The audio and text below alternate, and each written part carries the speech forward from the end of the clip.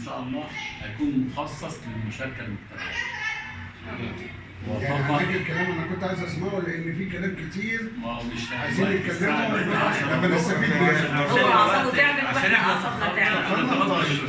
انتوا بقى حددوا الميعاد علشان انا مش هنزل بوستات تاني.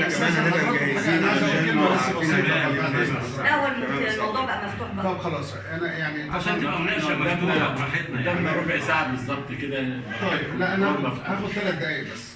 انا طبعا بشكر الدكتوره سوزان والحاج مصطفى وبشكر كل حضراتكم. دي لفته طيبه طبعا بالنسبه لعم عطيه. انا كان في نيتي وان شاء الله هعملها باذن الله ال 40 نعمل له حفل تقديم كبير موجود في الوزاريه عشان يشارك في اهل الوزاريه.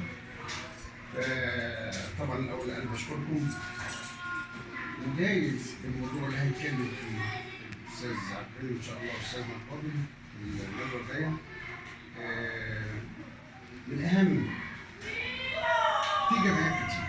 في جمعيات كتير موجوده منتشره في المحل، لكن من افضل الجمعيات من وجهه نظري الشخصيه هي جمعيه بيت الامه لسبب واحد هو الصالون الثقافي. الصالون الثقافي ده من اكثر الاعمال اللي بتقوم به الجمعيه. العمل الخيري بيقوم به الحاج مصطفى وبيقوم به جلال عسال وبيقوم به زيد وعبيد. اما الصالون الثقافي فهو نتاج فكر مستنير وناس محترمين. الواحد بيسعى جدا جدا لما يقعد في وسطهم وبيفيد المجتمع. ويمكن اثاره او نتائجه اللفته الطيبه جدا جدا اللي احنا بنعملها دلوقتي للحاج عطيه. هي ما جاش في بالي ان حضرتك هتعملي الحفله ديت لان انا كنت ناويها عندنا يعني وان شاء الله هعمله برضه. لكن شكرا لحضرتك وشكرا للحاج مصطفى وشكرا لحضراتكم جميعا. شكرا. كل الشكر موصول للدكتوره سوزان رئيس مجلس الحكوميه ولاخونا الكبير الفاضل الحاج الاستاذ مصطفى محجوب اللي دايما فتح لنا قلبه قبل بيته ودايما بقولها بكل فخر واعتزاز. ولولا فكر الناس المحترمه ديت ما كناش احنا قعدنا القعده الحلوه ديت وتذكرنا بعض بكل فخر. ونختم بكلمه الدكتوره سوزان فلتفضل. الأول أنا يعني حتة التقديم مع عطية وأستاذة ريان دي كانت في دماغي أصلا، ولكن بأمانة بكون أنا دايما بعرف إن أنا مش بعرف أزوق الكلام يعني. الأعضاء اللي هم أساسا بتوع الجمعية مش مشجعيني.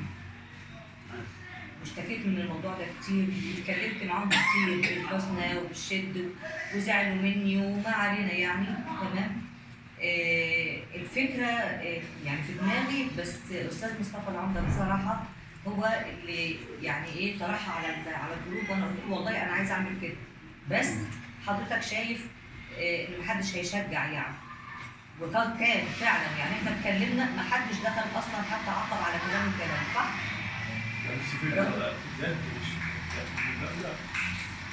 اسلام يعني هو اللي ملوش خير في الحياه عمره ما يبقى في الابواب معلش اتعلم منك حاجه. لا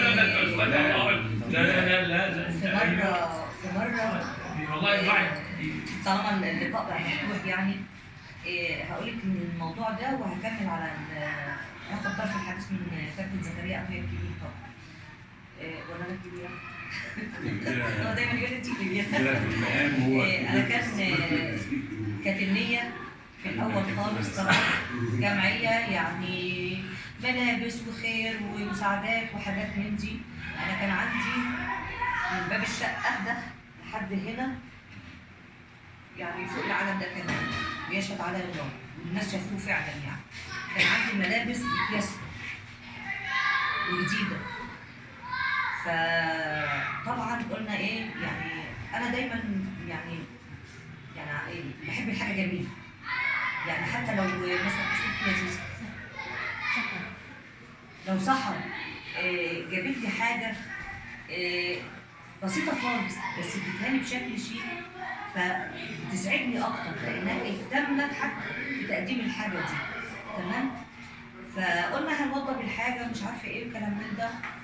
ف بسم الله ما شاء الله يعني كل شويه سيدات. في الوقت ده انا كنت يعني بامانه بحتضر، والله العظيم والله العظيم ربنا شاهد عليا. كانت بسبب زعلة جات لي جلطه في رجلي الاثنين. قعدت اكتر من 3-4 شهور ما بنزلش من السرير تماما. على ما اخدت بالي ان دي جلطه انا ما كنتش اعرف، انا كنت لا ده برد ده خشونه ده مش عارف